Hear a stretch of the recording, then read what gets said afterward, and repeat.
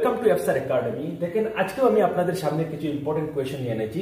এই কোয়েশ্চেনটি আপনারা দেখেন, এই কোয়েশ্চেনটি কি বলেছে, a man multiplied a number by 8 by 5 instead of 5 by 8, what is the percentage error in the calculation? এটাকে যদি আমরা বাংলাতে যদি বলি, একজন মানুষকে 5 by 8 দ্বারা গুণ করার জন্য বলা হয়েছিল, সে কিন্তু গুণ করেছে 8 by 5 দিয়ে। সো তার এরর পার্সেন্টেজটি কতটুকু হয়েছে সেটি আমাদের বের করার জন্য বলছে। সর্বপ্রথমে এই ধরনের কোয়েশ্চেনে আমাকে দেখতে হবে কোনটি অ্যাকচুয়ালি লেখার কথা ছিল। সো এখানে ইনস্টেড অফ 5 by 8 মানে 8ই লেখার কথা ছিল, সে লিখেছে কিন্তু রংলি 8 by 5 লিখেছে। সো 5 এবং 8 এর আমরা এলসিএম আমরা নিয়ে নিব। এলসিএম অফ 5 and 8, 5 এবং 8 এর এলসিএম কত? 5 এবং 8 এর এলসিএম আমরা সবাই জানি, 5 এবং 8 এর এলসিএম এটি মাল্টিপ্লিকেশন হয়ে যাবে, সো 40 হয়ে যাবে। সো সে অরিজিনাল সংখ্যাটি কোনটি? 5 by 8, সেটি দিয়ে মাল্টিপ্লাই করার কথা ছিল। আমরা অরিজিনাল সংখ্যাটি ও আমরা দিয়ে লিখব, এটির এলসিএম ইনটু এলসিএম কত বের হয়েছে? 40, 40 ইনটু 5 by 8 আমরা এখানে লিখব 8 কে 8, 5 8 গুণ 40, এটি 5 5 গুণ 25। আবার এরর যেটি 8 by 5 সে মাল্টিপ্লাই করেছে, এটিকে আমরা ই দিয়ে আমরা লিখব 40, 40 যেটি আছে এলসিএম যেটি আছে দুটোটির সাথে আমরা এলসিএম গুণ করব এবং এটি সংখ্যা সে লিখেছিল 8 by 5, আমরা 8 by 5 লিখব। একটু সিম্পলিফাই করব, 5 8 গুণ 40, 8 8 গুণ হয়ে গিয়েছে 64। এখন আপনারা দেখেন এই 5 by 8 দিয়ে সে মাল্টিপ্লাই করার কথা ছিল, দ্যাট ইজ এটি হচ্ছে আমার অরিজিনাল সংখ্যা, এটি দিয়ে আমরা ডিভাইড করব। সো এরর পার্সেন্টেজ যখন আমরা বের করব তখন আমাদের অরিজিনাল সংখ্যা যেটি আছে সেটি আমরা নিচে লিখব এবং এই দুটি ডিফারেন্স আমরা উপরে লিখে দিব। 64 64 25 উপরে দিব, ইনটু আমরা 100% আমরা দিয়ে দিব। একটু সিম্পলিফাই করব, আমাদের কাজ হয়ে যাবে। এখানে হচ্ছে 5 থেকে 2 হচ্ছে 3, সো 25 এবং 180 আমরা যদি আমরা সিম্পলিফাই করে নেই, আমাদের 25 থেকে 25, 4 25 100, পার্সেন্টেজ 4 ইনটু 39 যদি আমরা গুণ করে দিই, আমাদের आंसर হয়ে যাবে 4 9 34, 3 4 12, 13 14 15, দ্যাট ইজ 156%।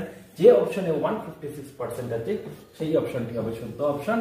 এরপরের কোশ্চেনটি আমি আপনাদেরকে দিব, কিন্তু আই ডু হোপ দ্যাট আমার পূর্বেই আপনারা করে দিতে পারবেন। দেখেন এই কোয়েশ্চেনটি ট্রেনিং কোয়েশ্চেন, এগুলো কোয়েশ্চেন আপনারা দেখবেন, এগুলো কোয়েশ্চেন আপনারা গিয়ে আপনাদের আপকামিং কম্পিটিটিভ এক্সাম যেগুলো আছে একটি বা দুটি কোয়েশ্চেন আপনারা ডিরেক্ট আপনারা পেয়ে যাবেন। A pupil multiplied a figure by 3 by 5 rather than 5 by 3.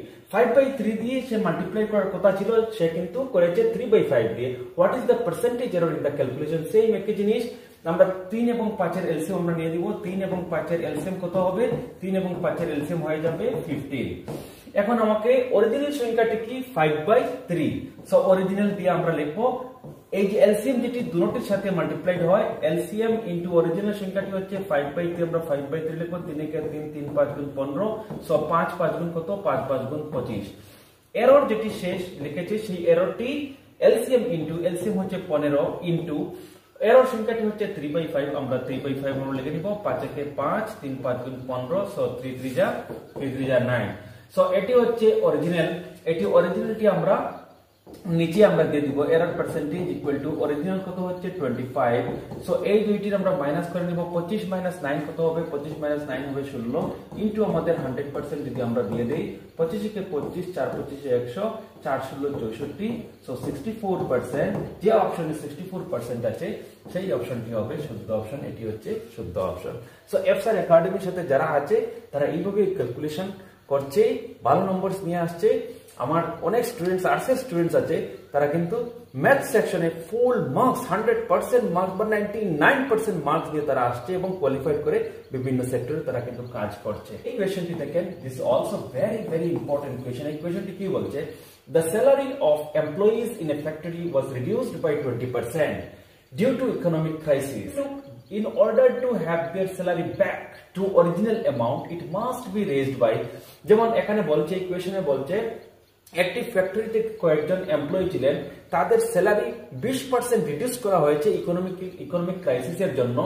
আবার তাদের সেম স্যালারিতে ব্যাক করে সেম স্যালারিতে যদি নেওয়া হয় তবে কত পার্সেন্ট বৃদ্ধি? সো এই ধরনের কোয়েশ্চেন আমরা কিভাবে করব? আমরা ধরে নিলাম সেই এমপ্লয়িদের স্যালারি ছিল 100, এমপ্লয়িদের স্যালারি ছিল 100, প্রথমে 100 ছিল, সেই 100 থেকে 20% কি হয়েছে? 20% তাদের ইকোনমিক ক্রাইসিসের জন্য হ্রাস করা হয়েছে। সো সেই 100 থেকে 20 যদি হ্রাস হয় কত হয়ে যাবে? 80 হয়ে যাবে।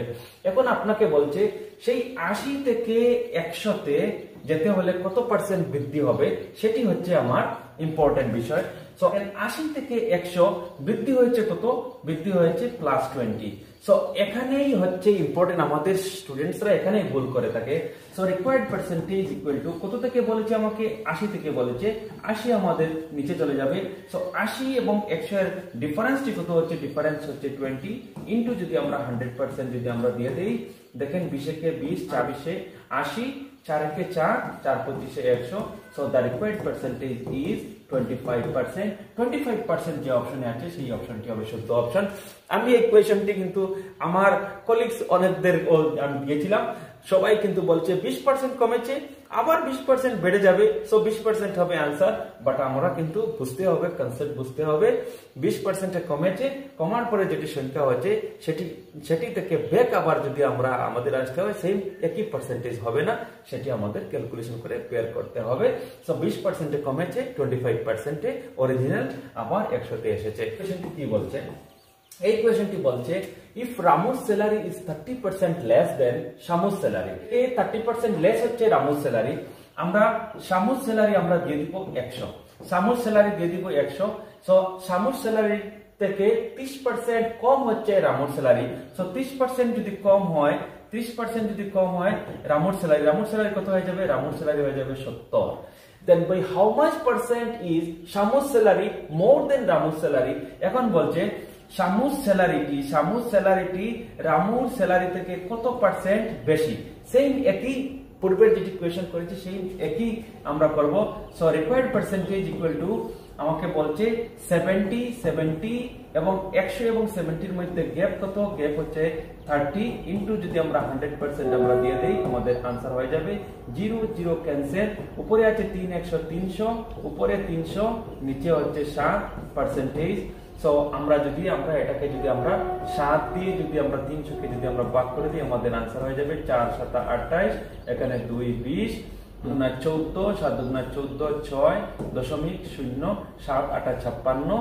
সো কত হবে? 42.8 যেটি অপশনে আছে, 42.8 কোনটি অপশনে আছে? Option B. So option B is the correct option.